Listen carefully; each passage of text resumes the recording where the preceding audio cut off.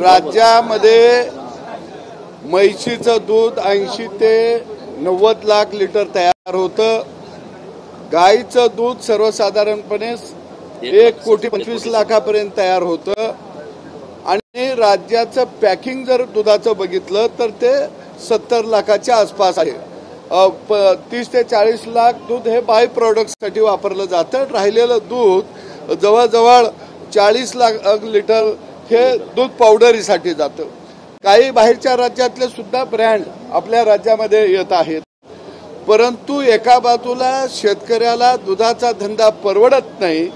याचं कारण की भेसळीचं दूध मोठ्या प्रमाणामध्ये स्वस्त दरामध्ये बाजारामध्ये विक्रेत्यांच्याकडे येत असतं. त्यांना मोठ्या प्रमाणामध्ये भेसळीच्या दुधावरती कमिशन मिळत असतं.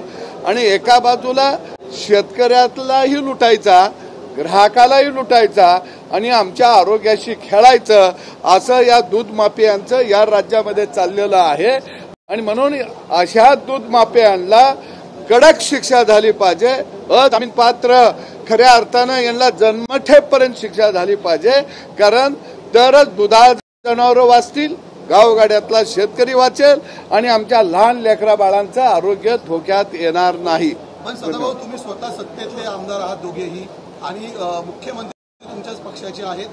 प्रश्न प्रमुख हाच आहे की अशा प्रकारे जे दूध भेसळ होते त्यामुळे भेसळीचा कायदा बदल करावा का, मनुष्यवळ दाखल करावा का, ही मागणी तुम्ही मुख्यमंत्र्यांकडे करणार? 100% भेसळीचा कायदा कडक केला पाहिजे. भेसळ होता कामा नये.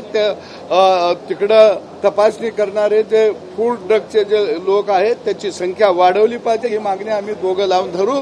कारण आम्ही गावगाड्यातली शेतकऱ्याची पोरं आहोत. कारण गावगाडा टिकला तरच देश टिकणार आहे.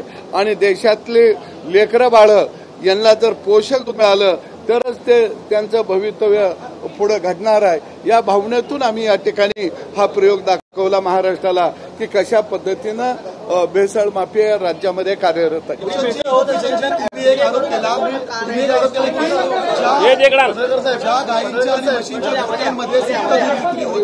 बघा दूध कसं आहे बघा, फेस म्हशीच्या कासात आता काढल्यासारखं आहे बघा. तुमच्या समोरच तयार केलंय दूध. तुम्ही काय डाऊट वाटतोय का तुम्हाला? गोपीचंदजी, तुम्ही जे हे आता सांगताय की गाईचे जे सुट्टं दूध विकलं जातं असे अनेक गोटे मुंबईत सुद्धा आहेत.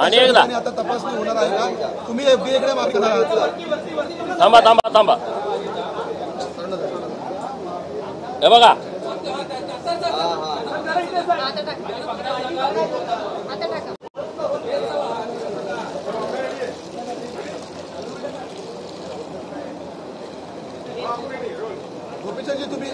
आणि याची फॅट आणि SNF सेम लागतोय बरं का. म्हणजे आता आम्ही मशीनात येऊन घेऊ शकलो नाही.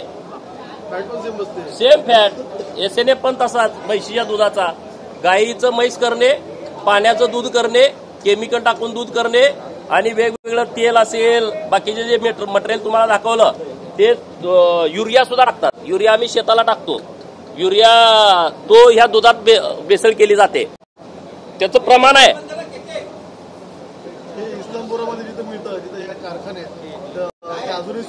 हे आम्हाला इस्लामपूरमध्ये मिळालंय. तिथं मोठी एक दूध डेअरी आहे मोठ्या पोडाऱ्याची. राजकारण म्हणून मी बोलत नाही. तिथं दिखावे खूप वेगळे आहेत. दिसायला एकदम भारी आम्ही अरे तुम्ही काय करताय? हे दूध संघवाले शेतकरी दुधात भेसळ करत नाही. कधी तर तांब्यावर पाणी टाकत असेल एवढंच, ते सुद्धा तिथं लगेच मशीनवरती दिसतं. तो भेसळ करत नाही. हे डेअरीवाले एवढ्या मोठ्या प्रमाणात भेसळ करतायत आणि गब्बर झालेले आहेत. आणि त्यामुळे ह्यांना पहिलं सगळ्यांना जेलमध्ये टाकलं पाहिजे. कारण हे शेतकऱ्यांशी खेळतायत आणि ग्राहकाशी खेळतायत. आणि म्हणून राज्याचे मुख्यमंत्री महोदय यांच्याकडे आम्ही मागणी करणार आहोत, भेसळीच्या बाबतीतला कडक मधला कडक कायदा तयार करावा. हे जे सगळे मोठे डेअरीवाले लोक आहेत, 1 lakh litre, 2 lakh litre, 3 lakh litre, 5 lakh, अरे कुठनं आलं हे? 1 लाख लिटर गोळा झाला का 3 लाख करते ते. आता जो मी दुसऱ्यांदा प्रयोग केला ते 1 लिटरचं 10 लिटर होते. आता तुम्ही सांगा 1 लिटरचं 10 लिटर झाल्यानंतर त्या शेतात राबणाऱ्या शेतकऱ्याला कसं काय दर मिळेल? तो तिकडे आंदोलन करतोय. सगळे सरकारच्या नावानं मग ओरडतायत की दुधाला दर का मिळत नाही. हे जर भेसळ थांबली, आमच्या दुधाचा दर दुप्पट तिप्पट होईल शेतकऱ्यांचा. आणि म्हणून आम्ही हे सगळ्या लोकांच्या समोर येण्याची आवश्यकता आहे.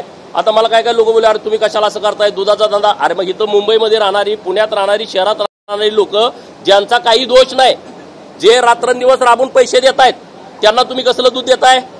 जे रानामध्ये राबते आमची बहीण, आमची आई, आणि तिथं दुधाच्या धारा काढायला तास 2-2 तास लागतात, दिवसभर चारा चारतेत, त्यांच्या दुधाला दर मिळत नाही. म्हणजे दोघं अडचणीमध्ये आणि मधली दलाल लोक गब्बर व्हायला लागलेले आहेत. त्यासाठी हा प्रयोग केलाय. त्यासाठी हे सगळ्या लोकांच्या समोर आणण्याचा आमचा विषय आहे. विषय दाखवलाय. सर्वसामान्य मुंबईकर आहेत, त्यांनी आता दूध घ्यायचं की नाही असा प्रश्न निर्माण होतो. त्यांना काय सांगतात? नाही, त्यांना आमचं हीच मागणी आहे की जे चांगले दूध संघ आहेत, ज्यांची चांगली नाव आहेत, त्यांचं दूध घेतलं पाहिजे. परंतु राज्य सरकारला आमची हीच मागणी आहे की आता भेसळ थांबली पाहिजे ना. कोणीतरी यात सिरियस व्हायला पाहिजे. इकडे कॅन्सरचं प्रमाण एवढं वाढायचं कारण काय? फक्त आता शेतातला माल, त्याच्यावरती तुम्हाला कीटकनाशकं मिळत आहेत, रासायनिक खतं मिळत आहेत, तिथं अडचण आलेली आहे. कोंबड्या घेतल्या, कोंबड्याला रोज इंजेक्शन मारायला लागतंय. ते 100 ग्राम, 150 ग्राम, 200 ग्राम रोज कोंबडी मोठी होत जाते. माणसानं खायचं काय? फक्त धनगराची बोकडं आणि मेंढरं, फक्त त्याच्यात आता केमिकल नाही. माझे आहेत म्हणून मी सांगत नाही, पण खरी वस्तुस्थिती आहे. शाकाहारी लोक मला शिवाय देतील, पण त्यांना आता अजून इंजेक्शन दिलेलं नाही. परंतु पुढं जे काय आता बंदिस्त फार्म आहेत, तिथं पण इंजेक्शन मारली जात आहेत. अरे माणसानं मग खायचं काय? पण हे अमूलचं जे दूध आहे, वारणाचं आहे, गोकुळचं आहे, या मोठमोठ्या कंपन्यात देखील हीच मोडस ऑफ ऑपरेटिंग. मी कुणाचं नाव घेणार नाही. पण मोठ्या आंतरराष्ट्रीय कंपन्या बघा ना, चेक कराय सगळं.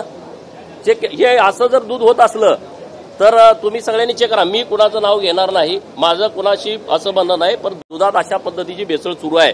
मी 8 दिवस झाला ही सगळी माहिती घेऊन तुमच्या समोर आलोय. नाव घेत आहे तर तुम्ही एका हा जो पुढारी आहे, संबंधित आहे, तो पुण्या पक्षाचा प्रदेशाध्यक्ष आहे का? म्हणजे वारंवार तुम्ही इस्लामपूर नाव घेता म्हणून विचारतो. अरे मटेरियल तिथून आणलंय म्हणजे रॅकेट तिथं चालतंय ना. कोणाला तरी बरं जात असेल. ज्यांच्या डेऱ्या मोठ्या आहेत तिथं एका टँकरचे 3 टँकर करतात. तुम्ही जावा ना खोलामध्ये. ते कारवाई का होत नाहीये? जर आपलं सरकार असेल तर त्या ठिकाणी कारवाई का केली जाते? मला असं कळालं की 50,000 लिटरवर सुरेश धस अण्णा परवा मला बोलले, 50,000 लिटर ज्या डेअरीचं कलेक्शन आहे त्या डेअरीमध्ये डायरेक्ट अधिकाऱ्यांना जाता येत नाही असं त्यांचं म्हणणं आहे. माझ्या वाचनात आलं नाही. जर तसं असेल तर तो कायदा बदलला पाहिजे की बाबा जेव किती पण लिटर दूध असू दे तिथं चेक करायला गेलं. समजा 50,000 लिटरच्या वरती कलेक्शन आहे, तिथं जाता येत नसेल, त्यांचं टँकर चेक करा की रस्त्यावरती. काय प्रकार आहे बघा ना. डायरेक्ट आता तुम्ही अनुदान दिलं, ते कुठं शेतकऱ्यावर गेलं, मग ह्यांचं कलेक्शन किती आहे? जर चेक करायचं म्हणलं तर 5 रुपये अनुदान दिलं ना सरकारनं. मग डायरेक्ट शेतकऱ्याच्या खात्यावरती अनुदान किती गेलं आणि तुमच्या डेअरीमध्ये कलेक्शन किती होतं, तुमच्या डेअरीतनं बाहेर किती पडतं, तुमच्या अकाउंटला पैसे किती येतात, हे सगळं चेक करता येईल. नाही, पशुसंवर्धन मंत्री महोदयांचा यात रोल येत नाही. दुग्ध विकास मंत्री महोदयांचा रोल येतोय. मी माननीय मुख्यमंत्री महोदयांनाच बोलतो ना.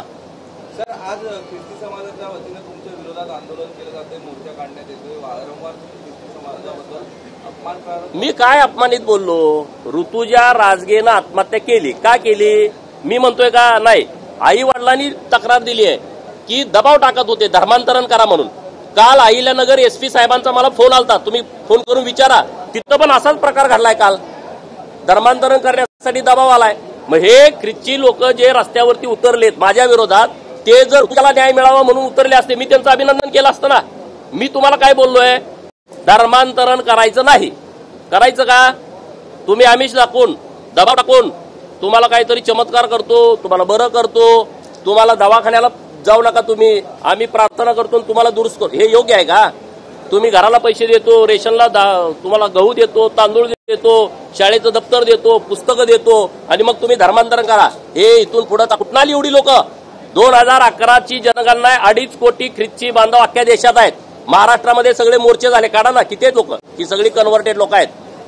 नाव त्याचं बघा ना, आडनाव बघा.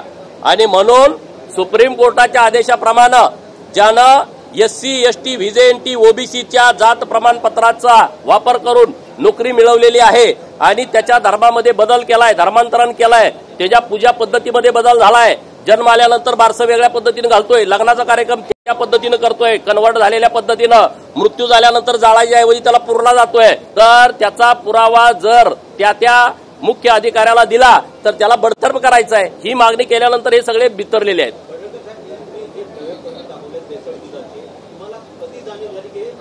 मागच्या मी 1.5 वर्ष झालं हे शोधत होतो, हे भेसळ कशी करतायत.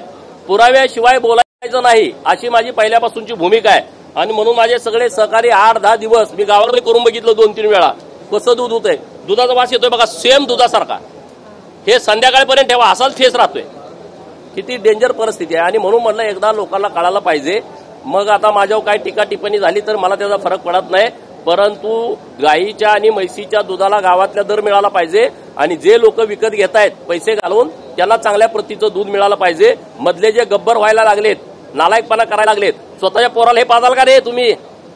जे भेसळ करून पैसे रोज अकाउंटवरती घेतायत कॅशमध्ये, तुमच्या घरात लहान बाळ जन्माला आलं तर तुम्ही युरिया टाकलेलं दूध त्याला पाजाल का? तुम्ही केमिकल टाकलेलं दूध तयार केलेलं तुम्ही पाजाल का?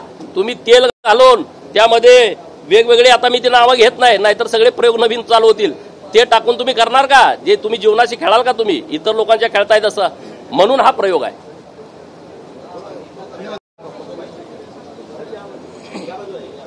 भाऊ एक जरा भाऊ हे बस रे झाले. अरे मागे मंत्री थांबले, जरा बघा ना. तुम्हाला असं नको करू, एक विषय झाला ना आता. अरे मागे मंत्री बसले घेऊन 10 मिनिटं झाली.